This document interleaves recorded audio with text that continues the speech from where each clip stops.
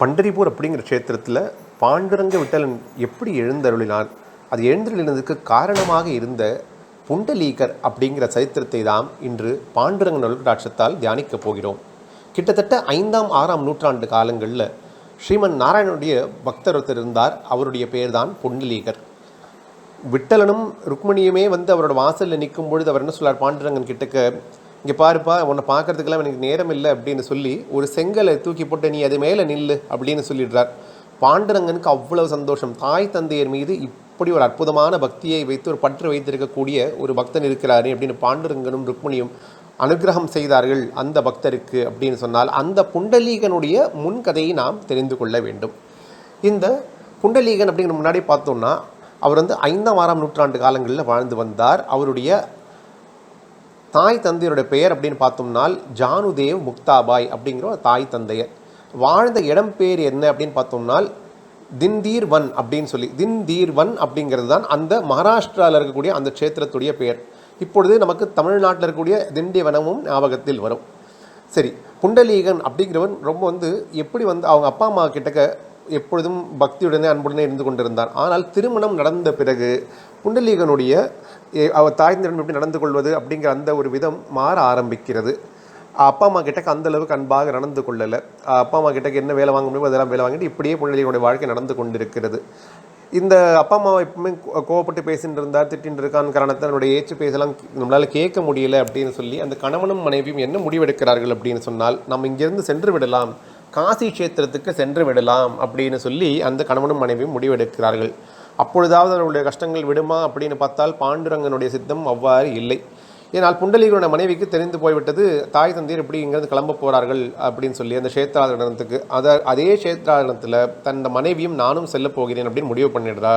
அப்பொழுது புண்டலீகனுக்கு ஒரு வழி இல்லை, தன் உலகமே அந்த மனைவி தான் அப்படின்னு நினைத்த புண்டலீகன் என்ன பண்ண ஆரம்பிக்கிறார் இப்போ அப்படின்னு சொன்னால், அந்த புண்டலீகனும் மனைவியுடன் சேர்ந்து போக ஆரம்பிக்கிறார்கள்.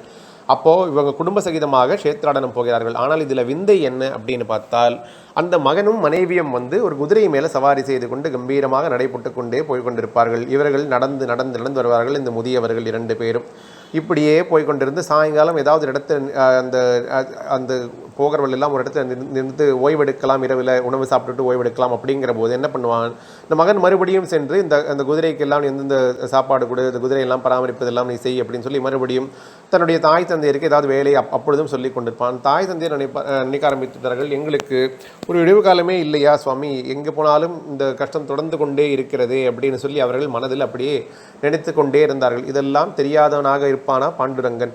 இப்படியே இவர்கள் நகர்ந்து நகர்ந்து நகர்ந்து குக்குட சுவாமி அப்படிங்கிற ஒரு மகானுடைய ஆசிரமத்திற்கு போய் அடைகிறார்கள். அந்த ஆசிரமத்தில் போய் சேர்ந்தோடனே என்ன பார்க்குறான் அப்படின்னா, அங்கே ஒரு விந்தையான விஷயம் நடக்கிறது. அங்கே அதனோட அப்பா அம்மா மனைவி 3 பேருக்குமே ரொம்பவும் வசதியாக இருக்கிறது, எல்லாரும் தூங்கி விடுறார்கள். ஆனால் எல்லா இரவிலும் ஒரு அற்புதம் நடப்பதை புண்டலீகன் பார்க்க ஆரம்பிக்கிறான். என்ன அப்படின்னு பார்த்தால், அங்கே பல பெண்கள் இருக்கார்கள். பல பெண்கள் ரொம்பவும் அழகான பெண்கள். அதாவது பார்த்தா அவங்கக்கிட்ட ஒரு தெய்வீகம் இவனால் பார்க்க முடியுது. அந்த அழகான பெண்கள் விந்தையான விஷயம் என்ன அப்படின்னா, அவர்கள் ரொம்பவும் அழுக்கான துணிகளையெல்லாம் அணிந்து கொண்டு அந்த ஆசிரமத்துக்கு வருகிறார்கள். அந்த ஆசிரமத்தை பெருக்கி துடைத்து இதெல்லாம் செய்துவிட்டு அங்கே இருக்கக்கூடிய அந்த குரு தேவர் இருக்கார், அந்த குருதேவரோட பாதங்களை வணங்கிவிட்டு அப்புறமாக அந்த ஆசிரமத்திலிருந்து அவர்கள் வெளியில் வரும்பொழுது பார்த்தால் அதே பெண்கள், அழகான பெண்கள் இருந்தார்கள் அல்லவா, அவர்கள் அழுக்கு துணியில் தான் காணப்பட்டார்கள். அவர்களெல்லாம் இப்பொழுது அற்புதமாக நல்லா அப்படி ஒளிரக்கூடிய மின்னக்கூடிய அற்புதமான துணிகளெல்லாம் போட்டு வெளியில் வருவார்கள்.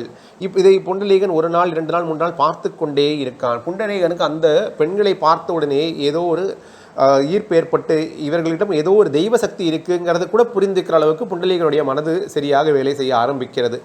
அடுத்த நாள் இரவும் அவர்கள் வரார்கள். அப்போ வரும்பொழுது புண்டலீகன் என்ன பண்ணுறான், அந்த அழகான பெண்களுடைய பாதங்களில் விழுந்து சொல்கிறான், தாங்கள் யார் அப்படின்னு தயவு செய்து எனக்கு வெளிப்படுத்துங்கள், நான் என்னோடய வாழ்க்கையில் நன்றாக வர வேண்டும், உங்களுடைய அருள்கடாட்சம் எனக்கு வேண்டும், தாங்கள் யார் என்று தயவு செய்து சொல்லுங்கள் அப்படின்னு சொல்லும் பொழுது அந்த அழகான பெண்கள் எல்லாம் பேச ஆரம்பிக்கிறார்கள். நான் கங்கை, இவள் யமுனை, அவள் காவிரி, அவள் நர்மதா, அவள் கோதாவரி அப்படின்னு இருக்கக்கூடிய புண்ணிய நதிகள் எல்லா பெயரையும் அந்த புண்ணிய நதிகள் எல்லாம் சொல்லி எல்லாரும் எங்ககிட்ட நீராடுவார்கள், அவங்களோட பாவகத்தை எல்லாம் எங்களிடம் தொலைத்து விட்டு போவார்கள், எங்களுடைய ஆடைகள்லாம் ஏன் அழுக்காகிறது அப்படின்னு பார்த்தா இந்த பாவிகளுடைய பாவமெல்லாம் இருக்குல்லவா, அந்த பாவமெல்லாம் சேர்ந்து தான் எங்களுடைய ஆடைகள்லாம் அழுக்காயிடுறது. இது போன்ற குருமகா சன்னிதானங்களை நாங்கள் தரிசித்து எங்களால் சேவைகளை நான் செய்தோம் அப்படின்னு சொன்னால் என்ன ஆகும் அப்படின்னு சொன்னால் எங்களை விட்டு அந்த பாவங்கள்லாம் போய்விடும். அதனால் நாங்கள் வந்து அப்படியே புது துணி போட்டு கொண்டு போல் வருவது போல் உன் கண்ணுக்கு தெரிகிறது. இதுதான் வந்து நடக்கக்கூடிய விஷயம் அப்படின்னு சொல்லும் பொழுது அதில் அந்த நதிகள் இன்னொரு விஷயமும் புண்டலீகரணம் சொன்னது. ஆனால் நீ இருக்கக்கூடிய பாவிகள்லேயே மகாபாவி அப்படின்னு உலகத்தில் ஒருத்தன் இருந்தான் அப்படின்னு சொன்னால் அது பிரத்யட்சமாக இருக்கும் நீதான் அப்படின்னு சொல்லி புண்டலீகனை கை காமிக்கிறார்கள். ஏன்னா நீ உன்னுடைய தாய் தந்தையை அன்பாக நடத்துவதில்லை, அதன் காரணமாக இந்த உலகத்திலேயே மகா பாவி சிறந்த பாவினால் நீதான் அப்படின்னு சொல்லிடுறாள்.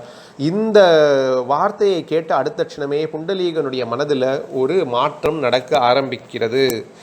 அப்பொழுது புண்டலீகன் வந்து சொல்கிறான், சரி நம்ம இனிமேல் நம்ம இந்த மாதிரி நடக்கக்கூடாது அப்படின்னு சொல்லி புண்டலீகன் இந்த கடைசி தரிசனம், இந்த அவரோட வாழ்க்கையில் இப்படி ஒரு திருப்பு முனை வந்தது எல்லாத்தையும் போய் அவரோட மனைவி கிட்ட சொல்கிறான். மனைவியும் கணவனும் சென்று அந்த தாய் தந்தையரோட பாதங்களில் விழுந்து பணிந்து, இனிமேலும் இந்த க்ஷேத்ராடனம் போக வேண்டாம், நாங்கள் எங்கள் தவறை உணர்ந்து விட்டோம், எங்களை மன்னித்து விடுங்கள், தாங்களே உலகம் அப்படின்னு சொல்லி அந்த பையன் புண்டலீகன் சொல்கிறான். அப்பொழுது அந்த தாய் தந்தையருக்கு மனசில் ரொம்ப சந்தோஷம் ஏற்பட்டது. எப்படி திடீர்னு இந்த மாற்றம் வந்தது, இது கஷ்டமாக இருக்குது அப்படிங்கிறதுக்காக நம்ம க்ஷேத்ராடனம் போக ஆரம்பித்தோம், எதற்காக நம்ம க்ஷேத்ராடனம் போக ஆரம்பித்தோமோ அந்த விஷயமே முடிந்து போய்விட்டது, சரி அப்படின்னு சொல்லி அவர்கள் அந்த மகன் கேட்டது போலவே அப்படியே அந்த மகனோட வர ஆரம்பித்து விடுறார்கள். இவர்கள் எல்லாம் சென்று அவரோட வீட்டில் போய் அப்படியே திரும்ப அவங்களோட வாசம் நடக்கிறது. தாய் தந்தையருக்கு அற்புதமான சேவை செய்கிறான் புண்டலீகன்.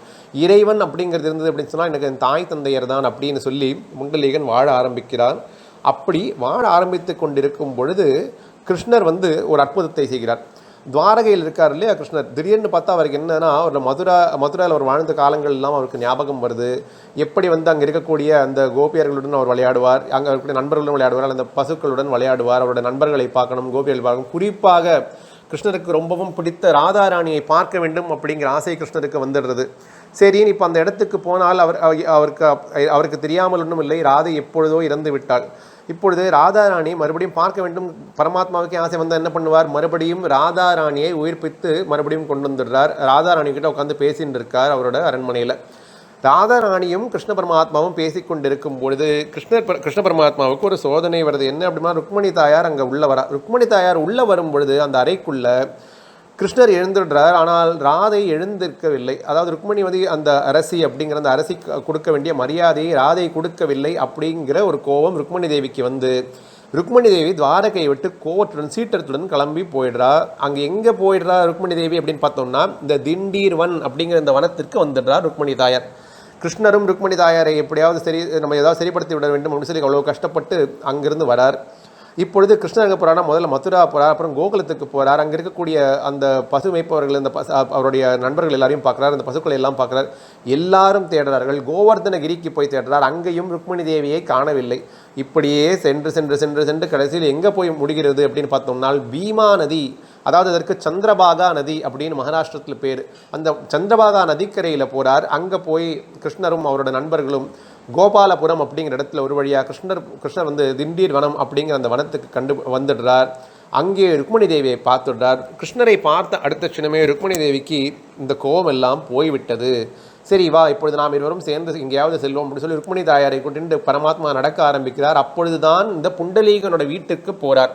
இந்த புண்டலீகனோட வீட்டுக்கு போனோடனே புண்டலீகனுக்கு நல்லாவே தெரியாது பகவானே தான் வந்திருக்கார், சாட்சாத் ஸ்ரீமன் நாராயணனும் மகாலட்சுமி தாயாரும் வந்திருக்கா அப்படின்னு தெரிந்தும் கூட, என்னை மன்னித்து விடு இறைவனே, எப்படி நான் கொஞ்சம் என்னோடய அப்பா அம்மாவுக்கு நான் சேவைகள் பண்ணிட்டுருக்கேன், இந்த சேவையெல்லாம் பண்ணி முடிச்சு நான் மத்தியானத்துக்கு மேலே தான் நான் என்னால் வெளியில் வர முடியும், அது வரையில் நீ எனக்காக இந்த செங்கலில் நின்று கொண்டே இருக்க வேண்டும் அப்படின்னு சொல்லி அந்த செங்கலை தூக்கி பாண்டுரங்கன் இருக்கிற இடத்தில் அவர் போட்டுவிட்டு, பாண்டுரங்கா அதுமேல் ஏறி நின்றுக்கொள் அப்படின்னு சொல்லி பாண்டுரங்கன் கிட்டக்க சொல்கிறார் இந்த புண்டலீகன்.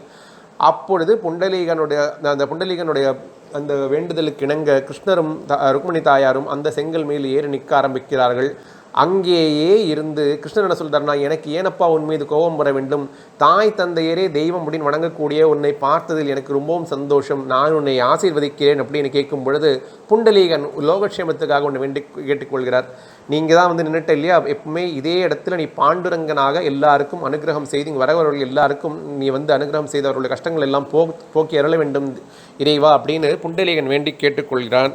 பாண்டுரங்கனும் அதற்கு இசைவு தெரிவித்து அங்கேயே பிரத்யட்சமாக ரகுமாய் விட்டலனாக பாண்டுரங்கனாக அற்புதமான அந்த மீன் குண்டலங்களை காதில் அணிந்து கொண்டு, இடுப்பில் 2 கைகளும் கம்பீரமாக வைத்துக்கொண்டு, அந்த நெத்தியில் அந்த சந்தனத்தை இட்டுக்கொண்டு, அற்புதமான அந்த கிரீடத்தையும் அணிந்து கொண்டு, நேராக அந்த காலில் 2 இந்த சலங்கையும் போட்டுக்கொண்டு, மனதை ஆகர்ஷித்து அதன்பால் ஈர்க்கக்கூடிய அற்புதமான அழகனாக விட்டலன் இன்னைக்கும் அனுகிரகம் செய்கிறார் அப்படின்னால் அதற்கு முழுமுதற் காரணமாக இருந்தவர் யார் அப்படின்னு பார்த்தோம்னால் இந்த புண்டலீகன் அப்படிங்கிற பக்தர். தாய் தந்தையர் மீது பக்தி செலுத்தினோம் அப்படின்னு சொன்னாலே நமக்கு எல்லா விஷயமும் கைகூடும் அப்படிங்கிறத உணர்த்திய இந்த அற்புதமான புண்டலீகர் அப்படிங்கிற அவருடைய சரித்திரத்தை பாண்டுரங்க விகடாட்சத்தால் நாம் இன்று தியானித்தோம். அதுபோலவே புண்டலீகன் எப்படி தாய் தந்தையர் நல்லபடியாக பார்த்து கொண்டாரோ அதுபோலவே நாம் அனைவரும் தாய் தந்தையிடம் அன்பாக இருந்து பாண்டுரங்க விகடாட்சத்திற்கு பாத்திரமாக வேண்டும் அப்படின்னு கேட்டுக்கொண்டு இப்பொழுது பேசப்பட்ட வார்த்தைகள் அனைத்தையும் ருக்மிணி தேவியின் பாதங்கள் சமர்ப்பணமாக வைத்து இந்த உரையை நிறைவு செய்கிறோம். ஓம் நமோ வெங்கடேசாய.